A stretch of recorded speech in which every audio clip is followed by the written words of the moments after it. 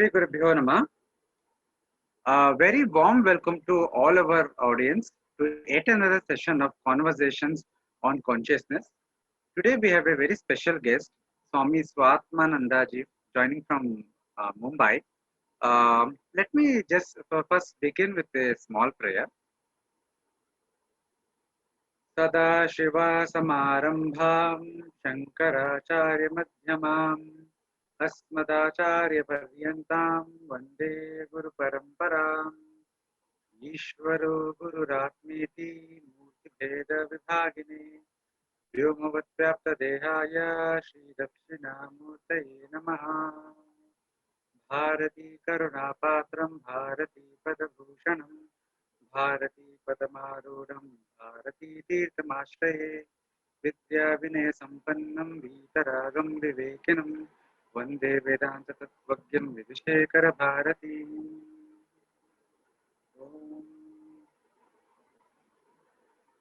So friends, today we have Swami Swatmanandaji with us, and he serves currently at Chinmaya Mission, Mumbai, and he has completed his Vedanta course at Sandipani Sadhanalaya in Mumbai. And he has been expounding on the philosophy of Advaita through talks, camps, and meditation retreats. He regularly does these retreats, talks, etc. on Bhagavad Gita, Upanishads, Ramayana, Bhagavata Purana, and many other texts.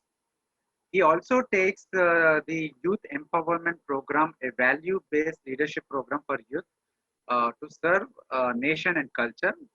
It's a wonderful program wherein the youth of the country are trained for 3 months and they serve the country for 9 months in various capacities. Around 1,000 youths have been trained by Swamiji under this program. And Swamiji has also conceptualized and executed Chinmaya Pradeep, one of its kind outdoor Vedantic vision park in Mumbai. And interestingly, and this was the most interesting part when I first read the biography of Swamiji, that he has directed 2 theatrical performances, Adrushya, The Quest for the Unseen, and based on Saraswati civilization, and another a play based on Bhagavad Gita titled Just Like That. And he's very active on social media. His handle is Chinmaya Shivam, and he's available on YouTube, Instagram, Facebook, Twitter, LinkedIn, everywhere, and you can contact him there, and he's very approachable. And with this brief introduction, Swamiji, we welcome you on behalf of all our audience, and we thank you for immediately agreeing for this session to share your thoughts and tell us about your life journey with our audience. Thank you. Namaskar, Nitinji, and to everyone. Thank you for having me here. I'm very happy to have this conversation and wonderful work that Advaita Academy is doing. So thank you very much. Thank you, Swamiji. So let me jump in straight away. My first question, I mean, this is the standard question that I ask all our guests under this conversations on consciousness. So how did your interest in Vedanta develop? How did it, or your interest in spiritual journey itself develop? At what age, and what were your early influences? Who were your early influences? Because we all have different influences from our family, from books and teachers. So how did it all began to you? How did your spiritual journey begin? So my grandfather, Shri Yashwant Tarkas, is one of the founder members of the Chinmaya Mission itself. Chinmaya Mission as an organization started in 1953, 8th August 1953, when Swami Chinmayananji used to come before also. From 1951, he started giving his talks, but he would give and then he would go away to the next city, and once a year or so he would give the time. So the seekers felt that they must have this continuity, and as an organization they wanted to form. So my grandfather was a part of that, and so very early in life I got exposed to the knowledge of Vedanta, and through Balvihar of Chinmaya Mission Then I came into Chinmay Yuva Kendra. But my interest in Vedanta started when I actually started attending certain classes of Vedanta. Till then, we are learning stotrams and Balvihar, so stories and competitions and many things. So the samskar was there, and my grandfather used to teach me right from childhood. And I have seen he took me to the yajnas of Swami Chinmayananji, the Jnana yajnas of Swami Chinmayananji. So those impressions are quite strong in my mind. I used to listen to Swamiji, and actually it was his life that really touched and transformed me, because I used to see him that he is 70 plus, and with such dynamism he used to work, and he used to talk, and keep everybody engaged, and so much of selfless work. So I said, if life has to be something, it has to be something like this, where one person can make such a huge difference. So when I came into my Chinmay Yuva Kendra, I started thinking what to do with life, what is my goal, many such things. And I had joined this computer course, software programming course, while pursuing my commerce BCom. So these programming books, very fat books, C, C++, and all those books, for studying those, I had joined the library in Chennai called Ellur Library. In T Nagar, it was a very nice, beautiful, huge library. There I landed up more in the philosophy section than in the computer one. I used to take some books from there, but there are lots of these, full series of books. So Paramahamsa Yoganandaji and Swami Vivekanandaji and Ramana Maharshi and all of those. So on one hand, I used to read those books, and on the other hand, I used to attend the Vedanta classes by various Swamis of Chinmay Mission. And both these gave me an understanding of what Swami Chinmayanandaji's life is, what is his vision, and what Vedanta can do to us to make us realize who we are. So I decided that this is something that I want to pursue. And my grandfather is also a Chinmay Mission Sevak, so he used to take study classes. And it was his life, Swami Chinmayanandaji's life, that had a big impact on me. And personally, when we met Swamiji also, I was very small. He has come to our home, had bhiksha, and blessed all of us also. So that, to be in the presence of the great master had a lot of impact on me. So unfortunately, when Swamiji took Samadhi in 1993, I was only in my, I think, 10th standard. So I felt a lot of loss, that, I couldn't go deeply into the study in his presence. So in my college, then I had decided that I would pursue, my first year college, I decided I would pursue the Vedanta course at Powai. So that's how my journey started. Wonderful. Wonderful, Swamiji. So tell us about this Vedanta course that you did at Powai at Sandipani Sadhanalaya, if I am correct. Yes. And who were your teachers there, and how was the whole experience? How did it influence you? So, Sandipani Sadhanalaya was founded in 1963, and Swami Chinmayanandaji's objective of establishing it was to create Hindu missionaries who would go out and serve the society and bring the awakening in the Hindu masses about the glory and the depth of their culture. And the essence of that Hindu culture comes in Vedanta. So the knowledge of Vedanta has to be spread to everyone. So he started that in 1963 with that objective. And when I was in my Chinmay Yuva Kendra, I also felt that as Hindus, we are not proud of our culture, because we don't know many things, and a lot of colonial influences, etc. They have made us feel lesser about ourselves. So this course at Sandipani is a perfect course to get the fundamentals of Vedanta absolutely clear from an individual seeker standpoint, as well as from the missionary standpoint of going out and sharing this knowledge with the people. So I had read about the course. I had also met many other Swamis and Brahmacharis who used to come to our home. We used to invite them. They would stay with us and conduct the talks. So from childhood, I've gone to many of these talks. And hence in my mind, it was very clear that, oh, this is somewhere I can study systematically. Right from Prakarana Grantha, Tattvabodh onwards to Brahma Sutra, step by step, everything is taught systematically there, including language, Sanskrit from alphabets onwards. So if we don't know the alphabets of Devanagari, from there onwards it starts.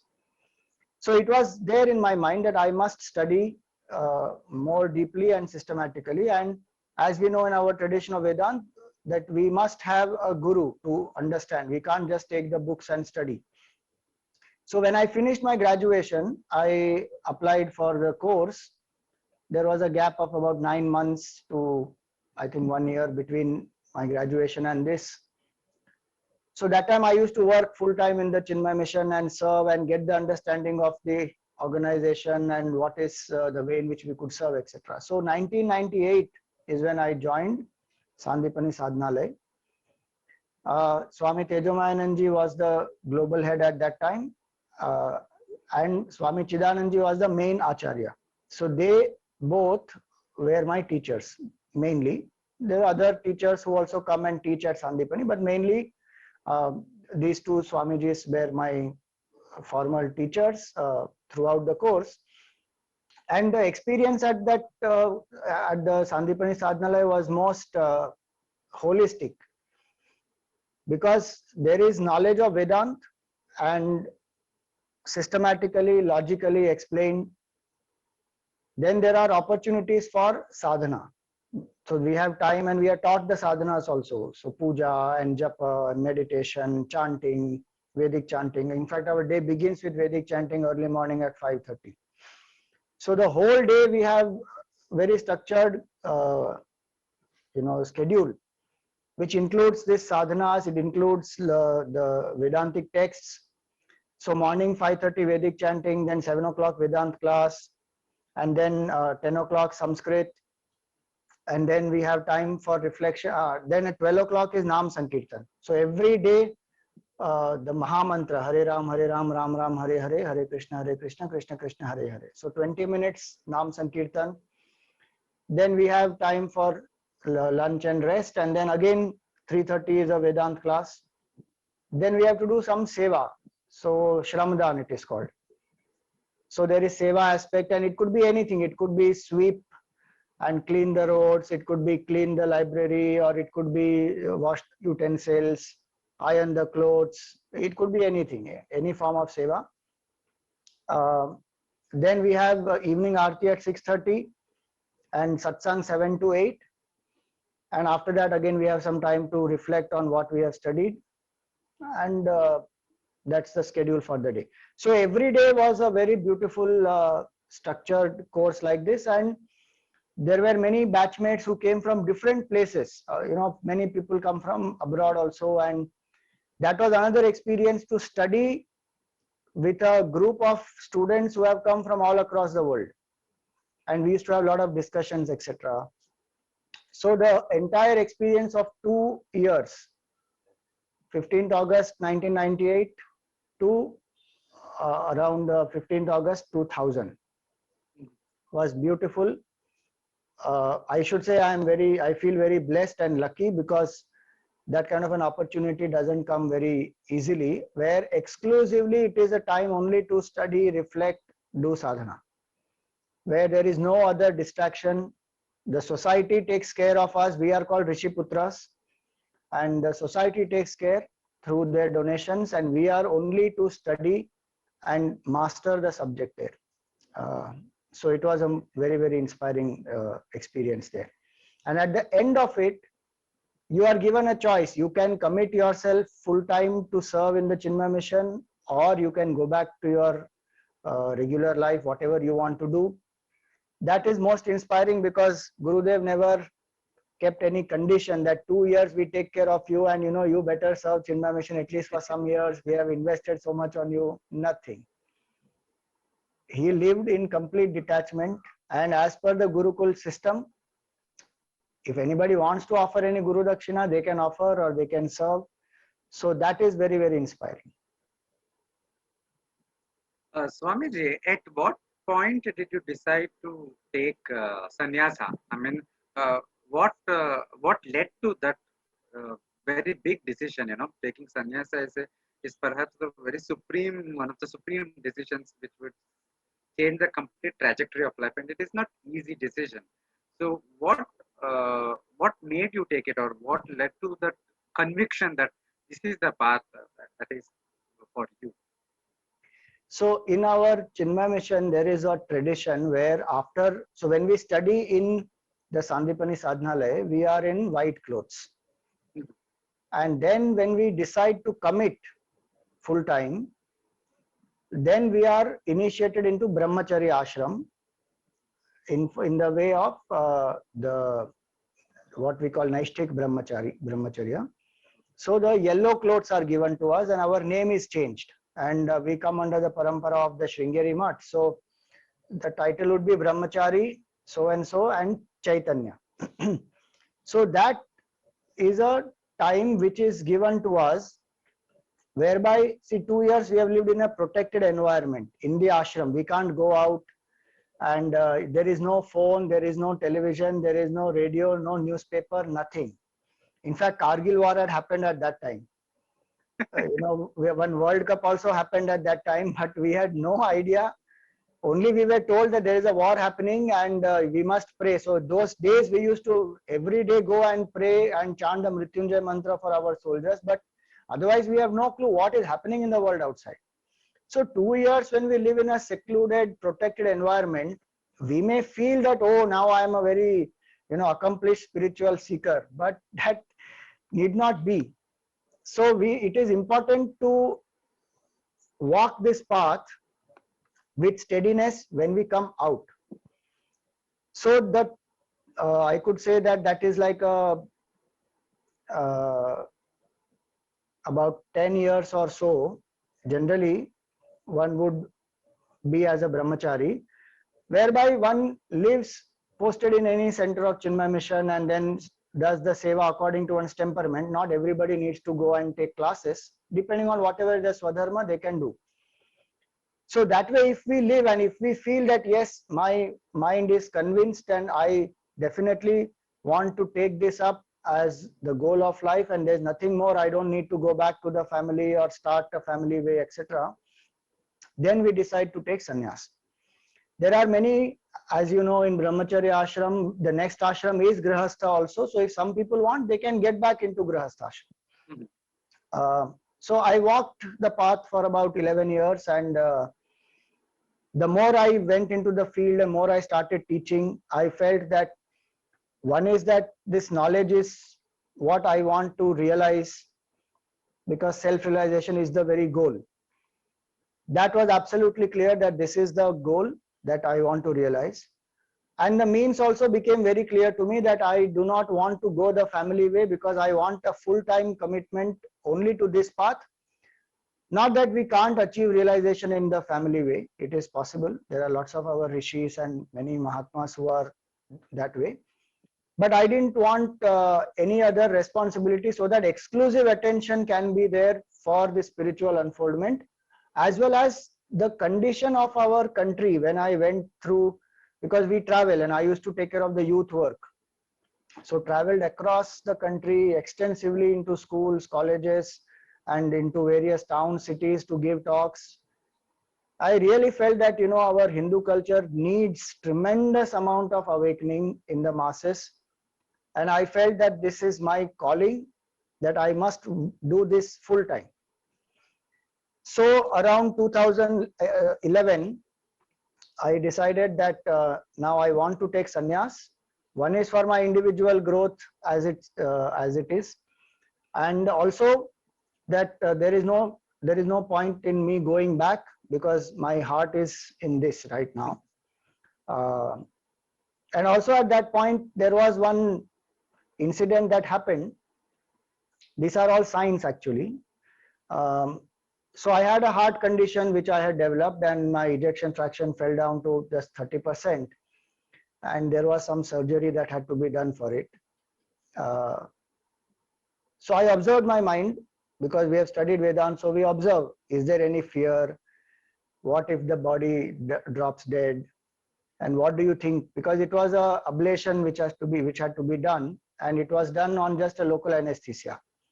So 6 hours that surgery went on, and my mind was thinking about Kathopanishad and Gita and Sthitaprajna Lakshan, and the doctor was doing his surgery, and I was chanting away these mantras. And so I felt that no, fear is not there.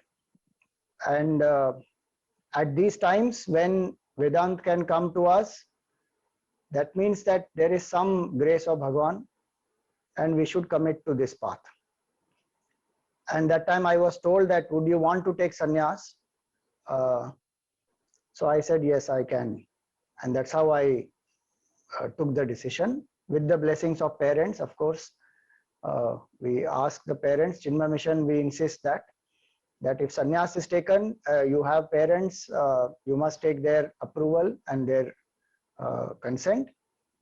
And in case you are a married grihastha who wants to take sannyas, you must have either the approval of your spouse and the family. You see. So that tradition we have followed in Chinmay Mission. So that's how I took sannyas.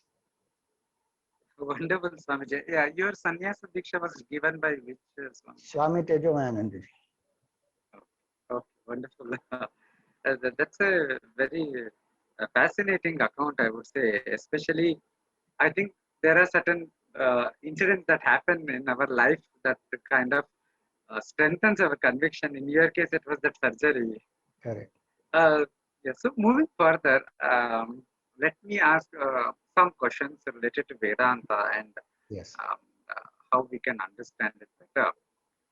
One of the most difficult thing today is to understand what is the relevance of Upanishads in today's context and how to practice the teachings in our day-to-day life. I mean, this question is relevant because today, rather than even 100 years back, compared to 100 years back today, we have a lot of avenues to study Vedanta.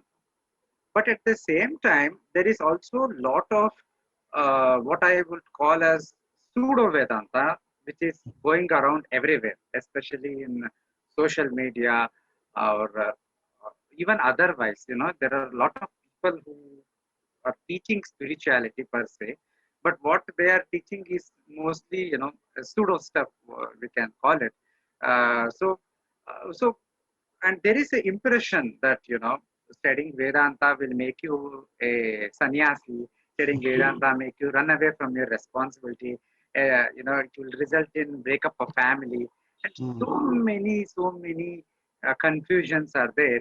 I remember that when I was in college, I think 10th, 11th standard, and I had developed this interest in philosophy per se. Not necessarily Vedanta, but more of philosophy. And I used to read different stuff. And my mother used to be afraid that I would take up sannyasa any day at the drop of the hat. I would just come home and tell her. That never happened. But the point is, I see this trend, this fear or this perception everywhere around me. So, what in your concerned opinion that how is Vedanta relevant today in our day-to-day life, and how what is the correct approach to understanding this relevance or this the position of Shastra itself, and how to practice these teachings in a day-to-day life? Right. So it is true what you said is that fear is always there, that when we study Vedanta, then people would become sannyasis, and you know, many people are there. Even when we do the work for Chinmay Yuva Kendra, many parents don't send their children to Yuva Kendra because they think that they'll become sannyasis. Or nowadays, what they call, unfortunately, they say they will become Hindu fanatics or Hindu fundamentalists. It's a completely wrong notion. But that those fears are there. And the strange part is they all want sannyasis to be there, but not their children. Let other sannyasis be there so that we will learn Vedanta, but my child cannot become. So because they have the many types of fear. So it is true what you said, is that fear is there. Now, one thing to understand is, why is Vedanta necessary? First and foremost, no matter what is the situation in the world outside, who is most relevant? Is the world more relevant to me, or am I more relevant to me? I am most relevant to me. Things in the world may change. Technology keeps upgrading, management, art, literature, science, everything will keep changing. But the experiencer is I. If the experiencer is not understood, the quality of experience cannot be improved at all. So Vedanta is about understanding who is this I truly. And in that process, it is also to understand the relative identity of mind.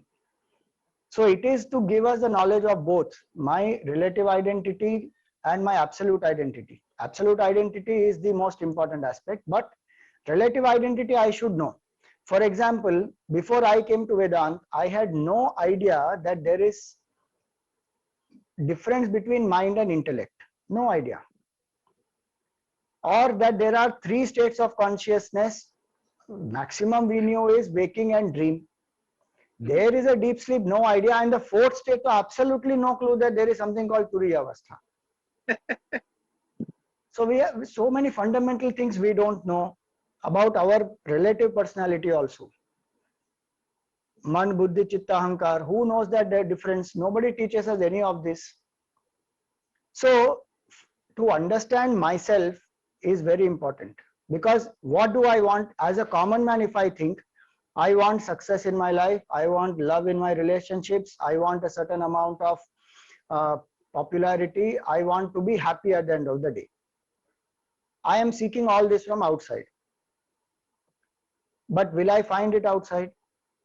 I will find it only when I align my personality. Body, mind, intellect, if I do not align, how will I ever perform well and how will I ever experience happiness? So whether I want efficiency in my work, whether I want love in my relationships, whether I want experience of peace and happiness, I have to understand his relative identity first. And what is the basis of that relative identity is the absolute truth, which is the goal of life. Everybody wants to be happy at all times. Paramananda Prapti we want. And we want to be free from sorrow. Atyantika Dukkha Nivritti. So when I study Vedanta, first and foremost, I will attain my goals in life as well as my goal of life. There is no way that Vedanta is going to make me desert life. In fact, Vedanta tells me to embrace life, not escape life. Because without understanding of Vedanta, actually I escape my life. Why? Because I don't know my mind. And whatever I'm doing is an escape from who I am, because I can't sit quietly. I just need to engage continuously, and today's age, so it is very evident. 5 minutes we can't be without our phone. Some screen has to be there. Phone, iPad, computer, television, something has to be there in front. I can't handle otherwise. Which means what? All my action, all my relationships, all my work is an escape from myself. Vedanta will tell us to embrace yourself, not escape. So that's the first relevance of Vedanta. Second relevance of Vedanta is, when we see so many challenges that are there in the world today, so much of exploitation, violence, disparity, the fundamental cause of that is that we don't know that all of us are one. So on the basis of gender, on the basis of skin color, on the basis of religion, on the basis of economics, on the basis of some creed, community, science, so many different bases, we keep dividing ourselves and we don't live a life of compassion and oneness.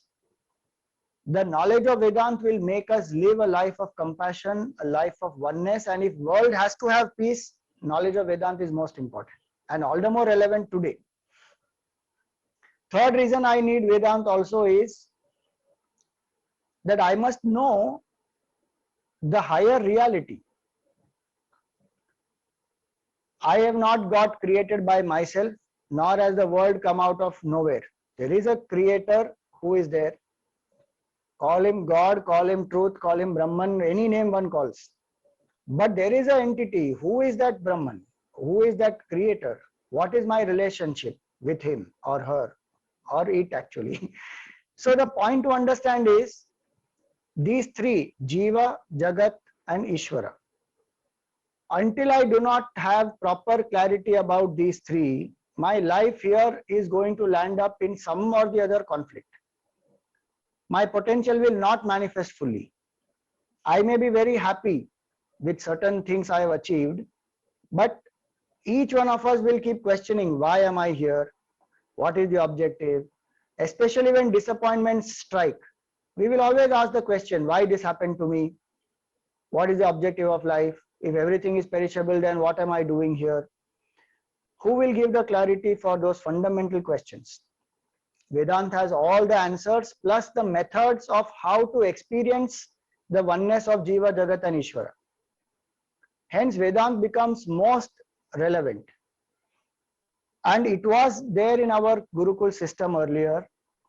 So when 25 years Brahmacharya ashram is over, the student who comes into Grihastha is absolutely clear about what is the goal of life and how to achieve.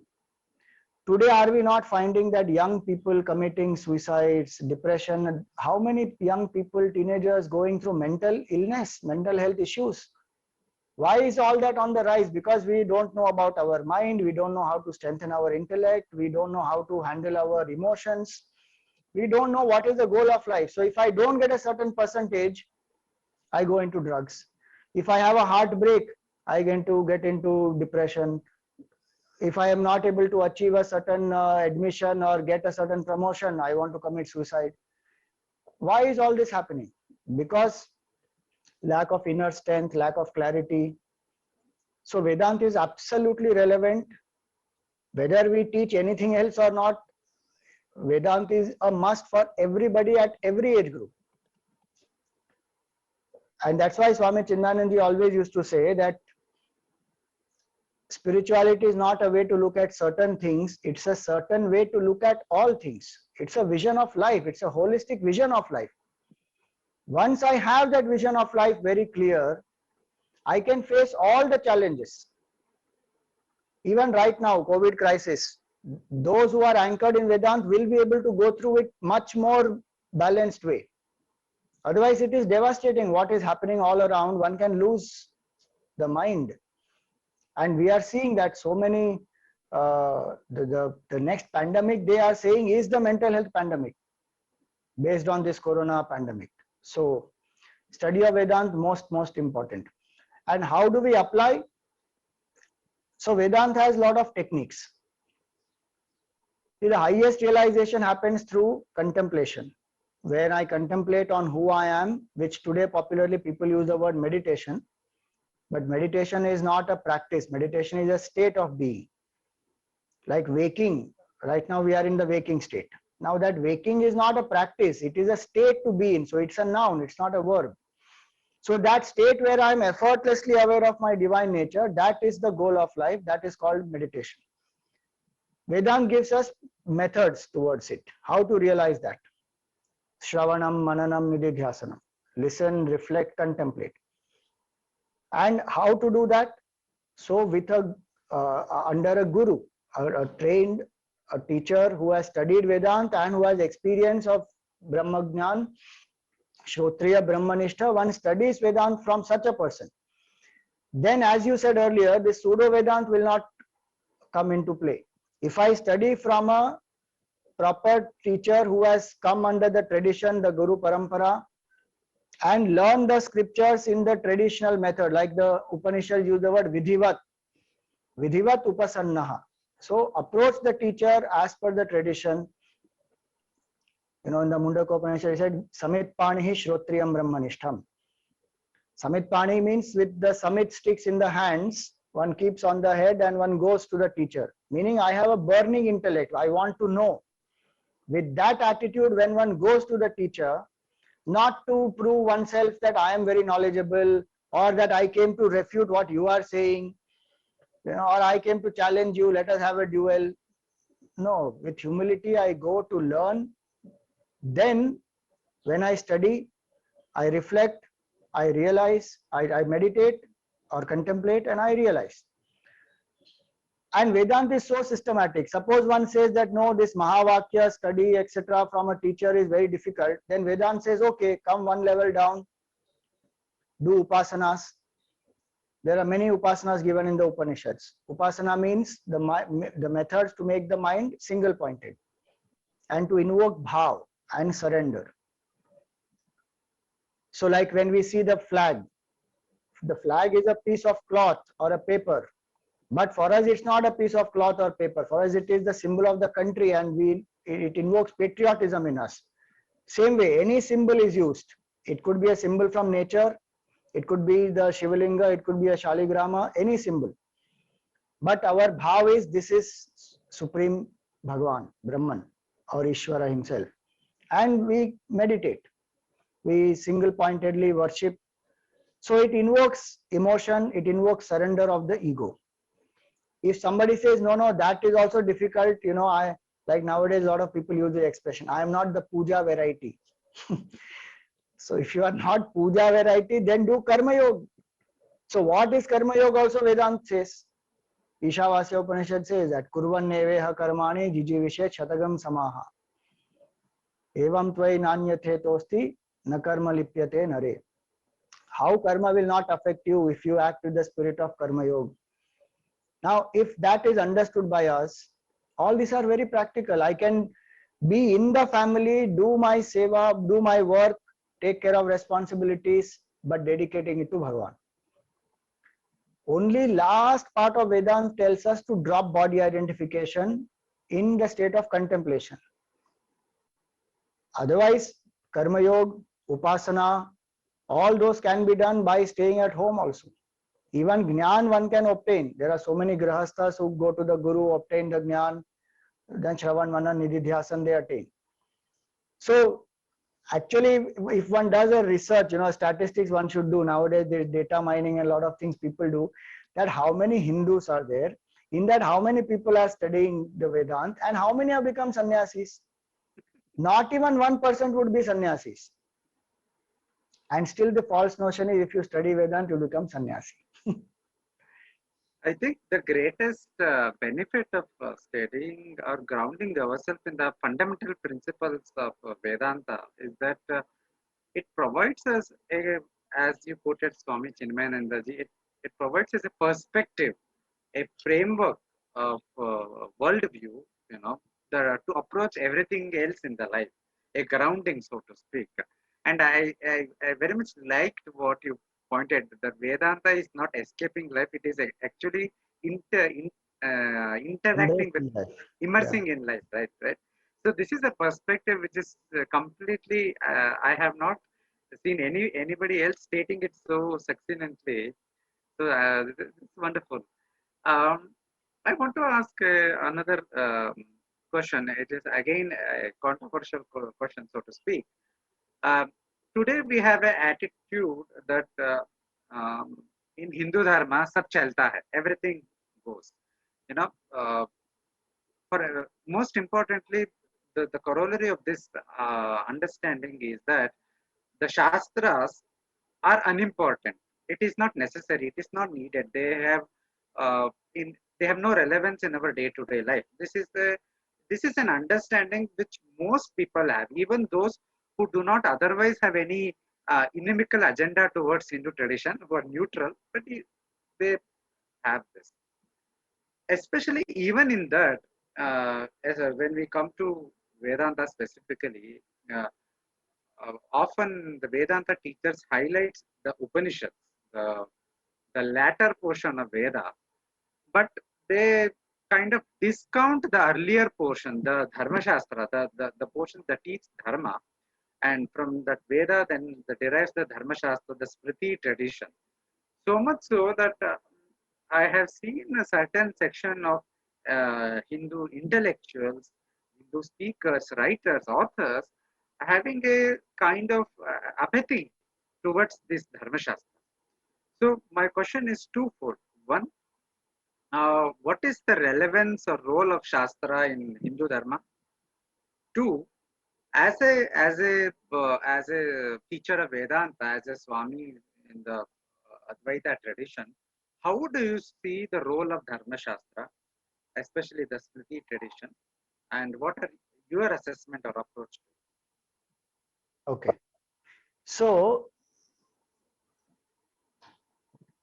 for us in the Hindu Dharma, actually, like suppose somebody asks a Muslim, what is the fundamental book of your religion? They would say Quran.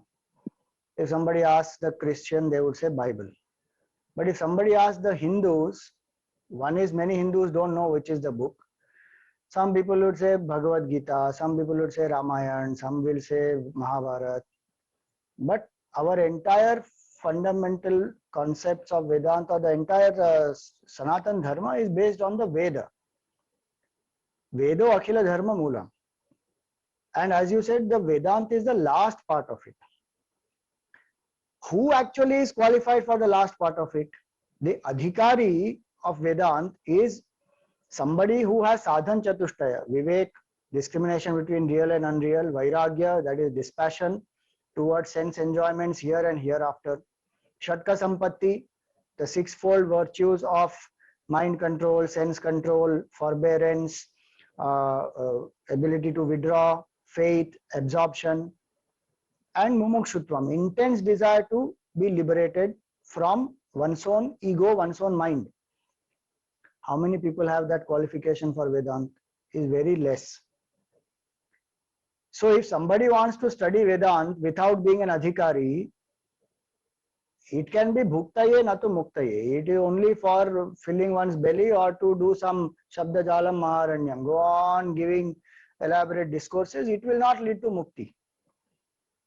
The role of Shastra is absolutely clear, that if we follow the tradition of our Shastra, then we get the ability to live in a dharmic way first.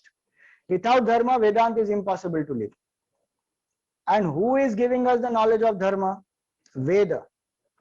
Dharma jignasamananam pramanam paramam shrutihi.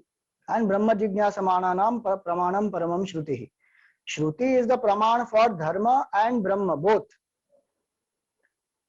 If now, first of all, today we are in the age where people say there's nothing called right and wrong. That from that fundamental level, we have to lift them up.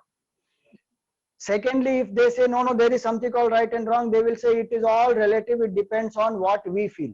What is right for me can be wrong for you. What is wrong for me can be right for you.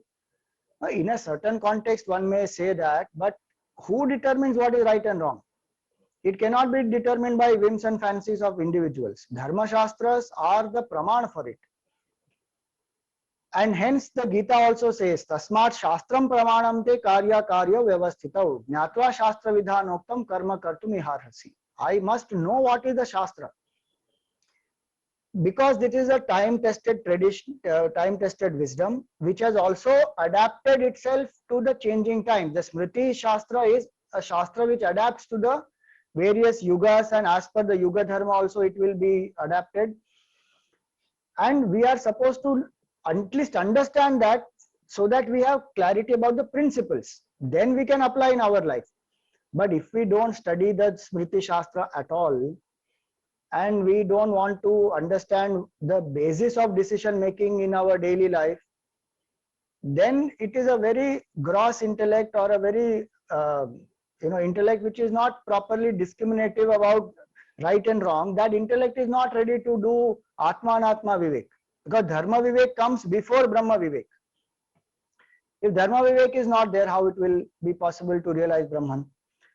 And so even those who study Vedanta, in the Upanishads also we find that the Uttam Adhikari gets the knowledge immediately.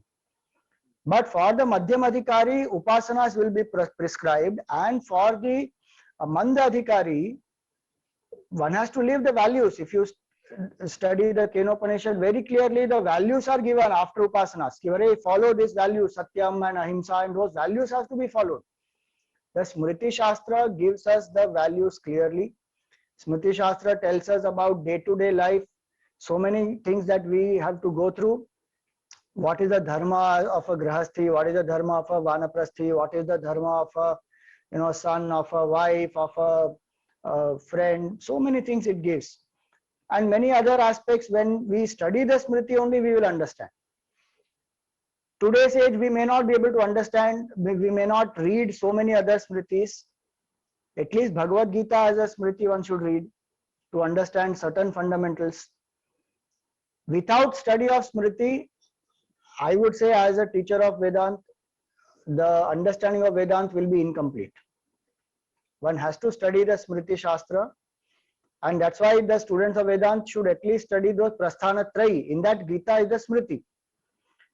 If one is not able to, or one finds that it is not relevant for me to study some other Smritis, Manu Smriti or Parashar Smriti or Yajnavalkya Smriti, etc., then that is a choice that one may make.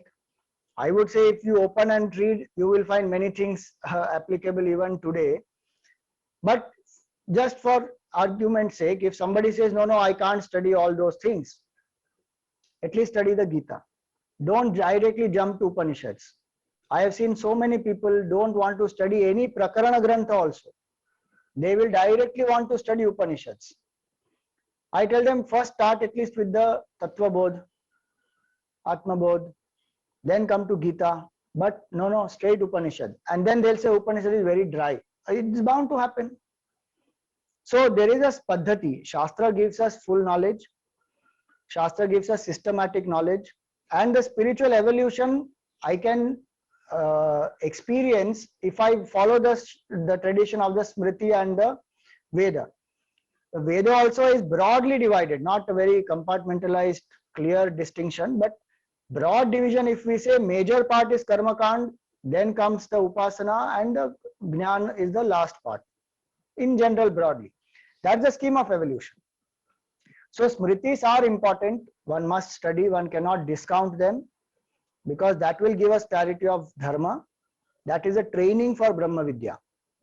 And also it is the application of it in daily life, so that our mind and intellect become purified and subtle and sharp. Then go to a teacher proper and study Vedanta, not by oneself. In the Mundaka commentary, Shankaracharya ji actually said this. He said, Shastrajnyaha api swatantrena brahma jnana anveshanam na kuryat. You may be a scholar of Veda also, but you should not inquire into Brahman on your own independently. Go to the teacher. So Smritis one should study, at least the Gita, then go to a teacher proper and study Vedanta systematically. Even in that there is a sequence to study. Then it becomes very clear and one will evolve, and the confusion in the society also will become lesser. Thank you, Swamiji, for such a clarity on the issue that so many of us have a lot of confusion on. It is funny that I've seen so many people today, positing Bhagavad Gita on one side as being opposed to other Smritis. Like they say the Manu and other Smritis are regressive and outdated, but Bhagavad Gita has superseded them. So these are the kinds of things that is going around, unfortunately. But moving forward, I think this question is very important. We have in Hindu philosophy, we have a conception, we have a understanding of threefold powers, the three aspects of Shakti: Jnana Shakti, Ichcha Shakti, and Kriya Shakti. And broadly speaking, the Jnana Shakti is the power of knowledge, and the power generated from knowledge. And Ichcha Shakti is our willpower, and the Sankalpa Shakti, and the Kriya Shakti is our ability to do work, right? So, how does Vedanta understand these three Shaktis and their functions and their mutual relationship? Because there is also a view that ultimately Shakti is one, and it manifests in different ways, but it is one. So, how do you understand the Shakti aspect of life? Right. So Vedanta says very clearly that Maya Shakti is the inherent power of Brahman. And this Maya Shakti is what makes Brahman appear as Ishvara. So if we say as an equation, Brahman plus Maya is equal to Ishvara. And why is that necessary? Because as long as I feel I am a Jiva, there is a Jagat. and the Jiva and Jagat are created by Ishvara. So Brahman by itself doesn't do any creation, it is infinite one pure consciousness. But I am not able to understand that at this moment. I see the world in front of me. So I want to know from where it came, who created, how he created, etc. So this power of Brahman is Maya Shakti. Assuming that power of Maya Shakti, Brahman appears as Ishvara, and Ishvara then creates the Srishti using these three powers: Ichha, Kriya, Ichha, Gnan, Ichha and Kriya. Of course, the nature of Brahman is supreme knowledge itself, but many Upanishads, they say, give different theories of creation are given. So they would say that Brahman thought that let me become many. Ekoham Bahusyama. I am one, let me become many. So now, based on that, the creation starts. If we see from Brahma Ishvara standpoint, all the three powers, they manifest one after the other. First there is knowledge, then there is a desire, then there is an expression whereby the creation comes from subtle to the gross. In various Upanishads it comes. So Brahman did tapas. In Mandukya Upanishad also it comes. Taittiriya Upanishad also it comes. Prashna also it comes. So Brahmaji, there the example is, there the concept is of Brahmaji. So Brahmaji is that symbol of the total mind, and then the creation happens. So Ichha, Jnana, Ichha and Kriya, they are three expressions of one power, which is Maya. But the importance of understanding this is because we have three equipment. We have an intellect, we have a mind, and we have a body.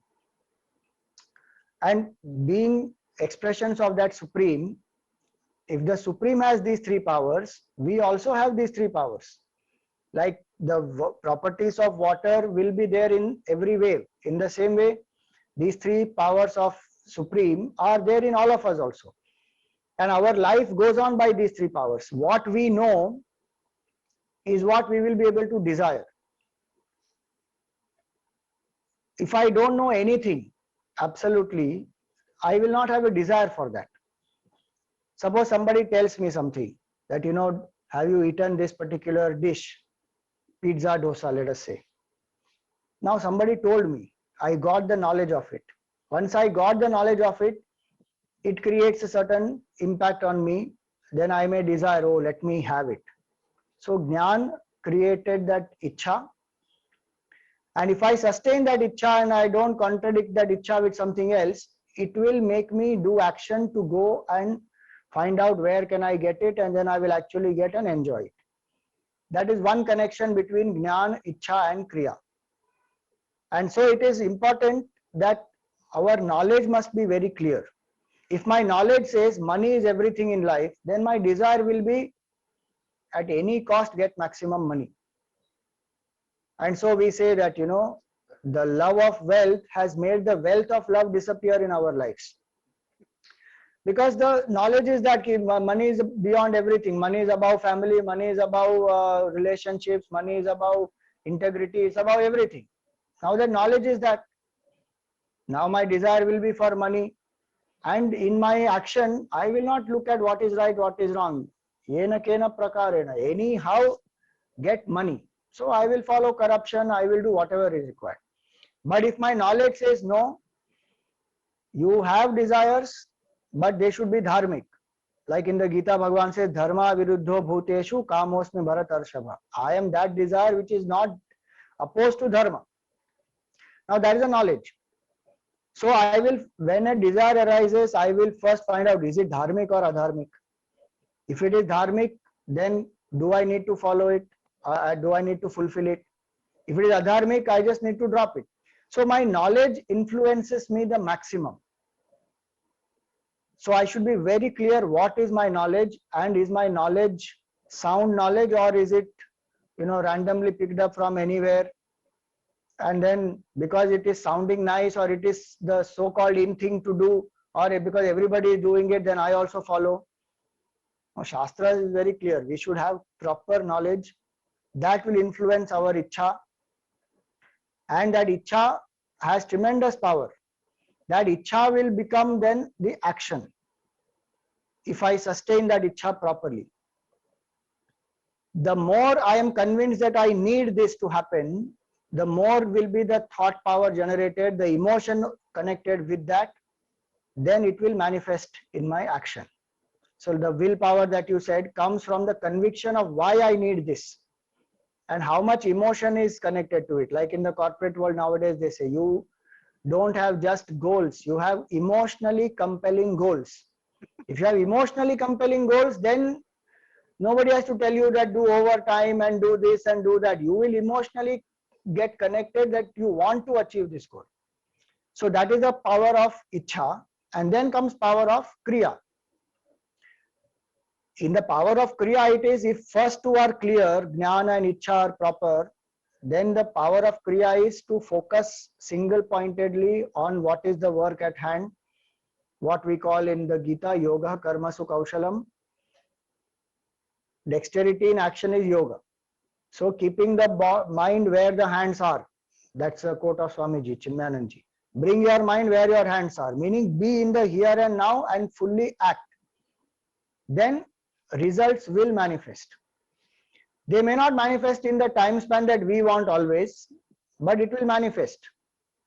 So that's the connection of Jnana, Ichha and Kriya Shakti, expressions of one power only, but at different levels of our equipment. Thank you, Swamiji, for this explanation. Moving forward, I want to discuss on this important concept of consciousness. Even our this talk is titled "Conversations on Consciousness," but the English language, by we are all conversing in English, but it is limited, and at least as far as the technical terms in our tradition is concerned. We have the famous Mahavakya Pragyanam Brahma, right? So where it is translated as consciousness is Brahman. So but consciousness can have many different meanings. I mean, they use the same word for different terms in Sanskrit.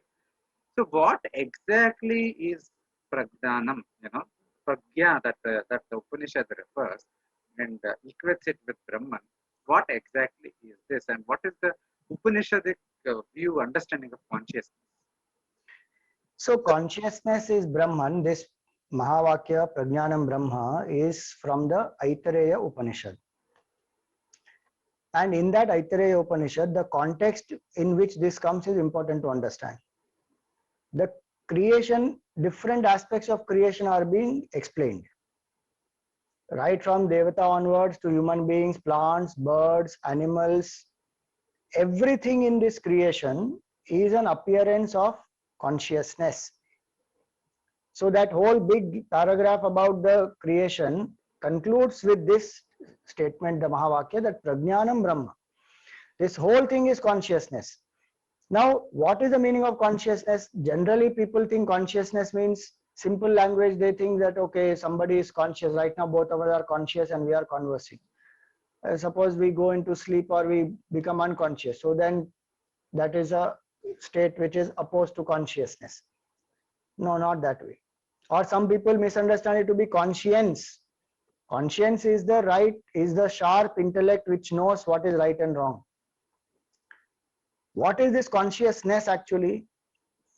This consciousness is that illumining factor which we call as Chit or Chaitanya, or like in this Mahavakya it is Prajnanam, that because of which the inert is enlivened and it appears as sentient. That enlivening factor is called consciousness. Like the traditional physics would say that this entire universe, the basis of the whole universe is matter. Today there is a development in the field of science and they say quantum mechanics when they have developed. So they say no, the universe is not a play of matter, it is a play of consciousness. What is that consciousness? It is that enlivening factor which pervades the entire universe. So from that standpoint, nothing in this universe is inert actually. So they have done that experiment also called as the double slit experiment, where they send the particles, and they make the particles pass through what we call, like let us say a board which has two holes, and the particles are bombarded on that board. Now there will be two holes, so some particles will pass through, some particles will not. So when they pass through, they create a pattern behind. The interesting experiment was this, that when they pass this particles, a certain pattern is formed behind. But when they put a camera to observe the particle, and the same amount of particles, same speed, etc., they are being transmitted, the pattern formed behind is completely different. And they concluded that the particle knows it is being watched, and that has changed the behavior of that particle. Now, that is one experiment in science, and I am giving that example only to make us understand in a scientific terminology that there is nothing inert in this world. There is consciousness alone which pervades the entire universe. We are seeing it as solid and inert and sentient, the difference because of the limitation of our senses.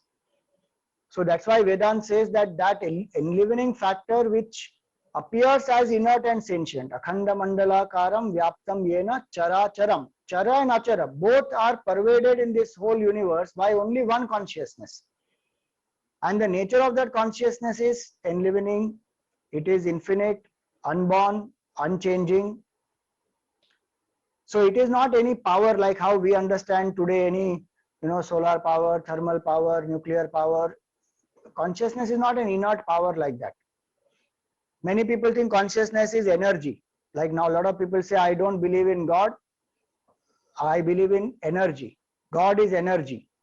And how can God be energy, Baba? Energy changes, energy can, it is inert. Chaitanya Swarup Atma is not inert, it is not Jadavastu. It is that because of which we know everything.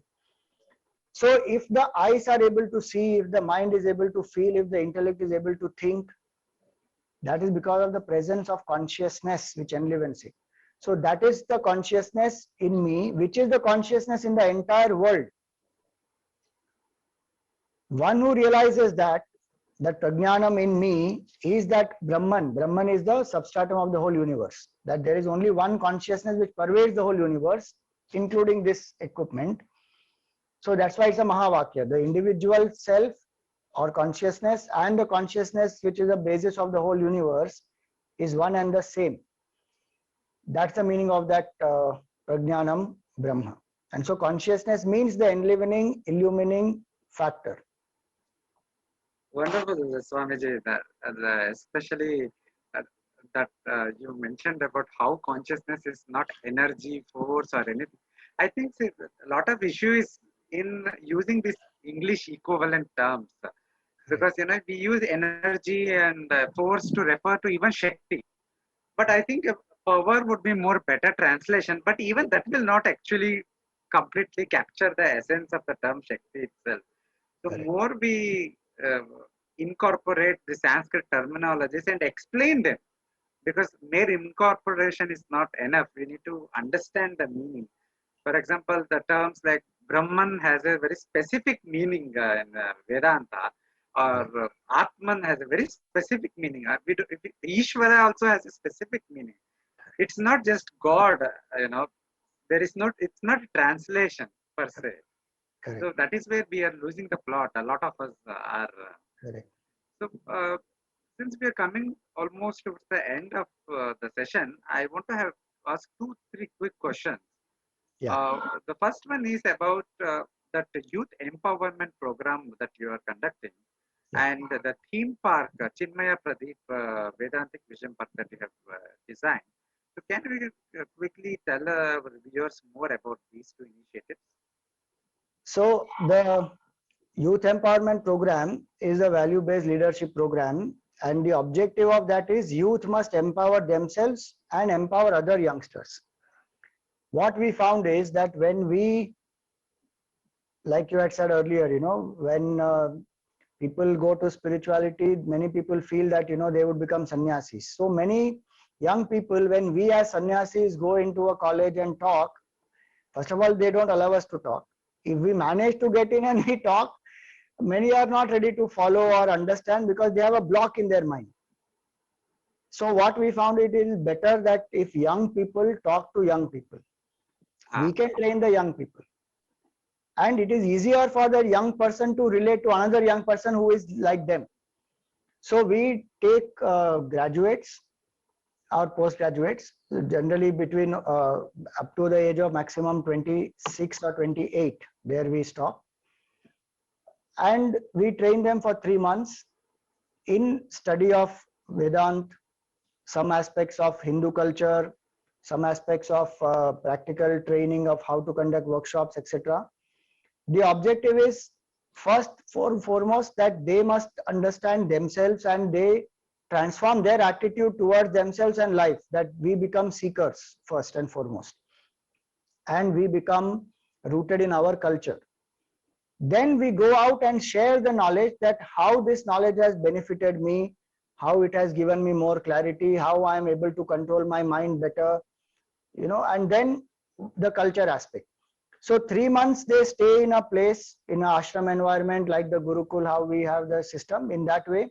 And there are various spiritual teachers from psychology background, from even many other things like self-defense and yoga, and many things are taught there, which would help a youth to develop their personality. And then 9 months we post them in different centers where they are able to go and conduct camps, talks, workshops, games, and many various dynamic activities through which they will inspire other young people. So that's the basic vision of the program. We started it as a 2-year course before, 4 months of training and 20 months of service.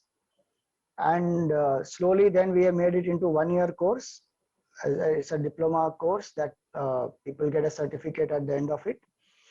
And so far 12 batches we have been able to conduct. And there's a lot of traveling around the country and adventure and many other things by which they come to interact with different people of the country and visit places, understand our culture better.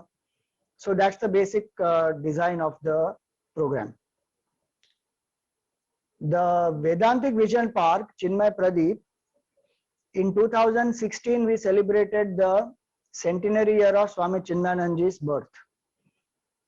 And Powai ashram was the first ashram that Swamiji had built, and it is the headquarters of Chinmay Mission even today. And that's where the English course of Vedanta is run in Sandipani Sadhanalaya. So there around the kutia where Swami Chinmayanandaji used to stay, this Vedantic Vision Park has come up. Swami Tejomayanandaji in fact said that we have many places in our country where enclosed in a room, we have the depiction of Swami Chinmayanandaji's life. So why not do it in the outdoor? So when he said that, we started doing our research, and there is no outdoor park like this, because to maintain in the outdoors is very difficult. But then we came out with certain concepts, etc. And the theme park is designed in such a way that there are 2 parallel tracks in that.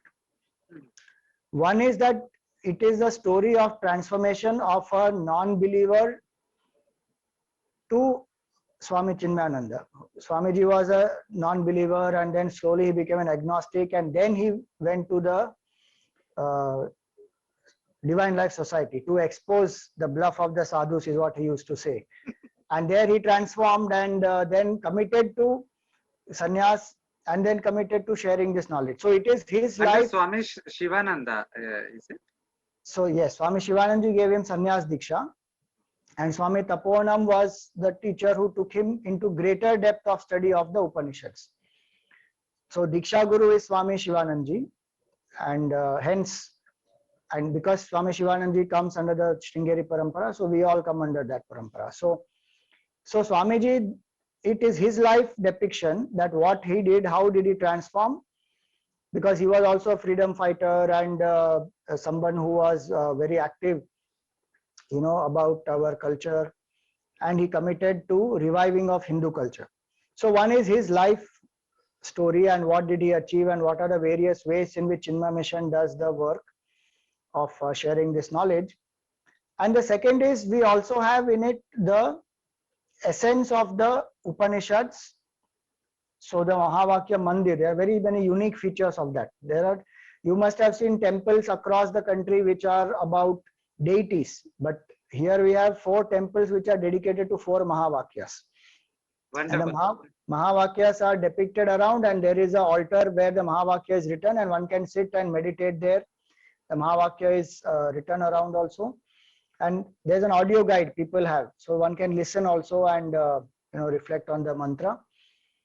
So there is the essence of Upanishad through the Mahavakya Mandir. There is a Hinduism tree. So there are 30 features of Hindu culture. So if you do the production of that tree and go through those 30 salient features, the main aspects of Sanatana Dharma one will understand.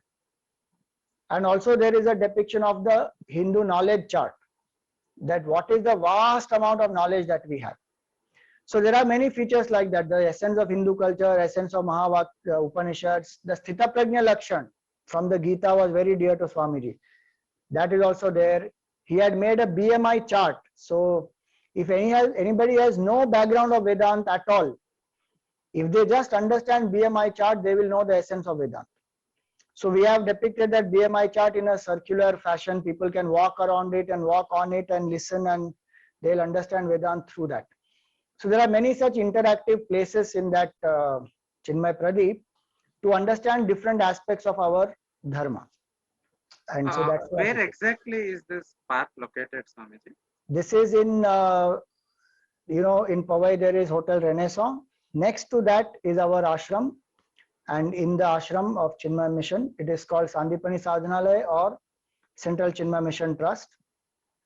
Okay. But it is most famous for Jagdishwara Mandir. There is a temple of Shivji up there. In that premises itself, this Vedantic Vision Park is there. It's around 20,000 square meters. Wow. In that it is located. I definitely would love to visit the park. From your description, I'm very much attracted to visit it. Yes, yes. Please do come. Thank you very much, Swamiji, for engaging with us for the last a little more than an hour and sharing your thoughts on so many important issues. And I'm sure all our audience will be hugely benefited from it. And on the behalf of all the audience, again, I thank you for agreeing to do this interview, share your time with us. Thank you also. It was a wonderful opportunity to reflect on Vedanta and consciousness and different aspects of our culture. So nice conversation we have had. Thank you. Thank you, Swamiji. Viewers, with this, we come to a conclusion of yet another session of Conversations on Consciousness. Shri Guru Pyo.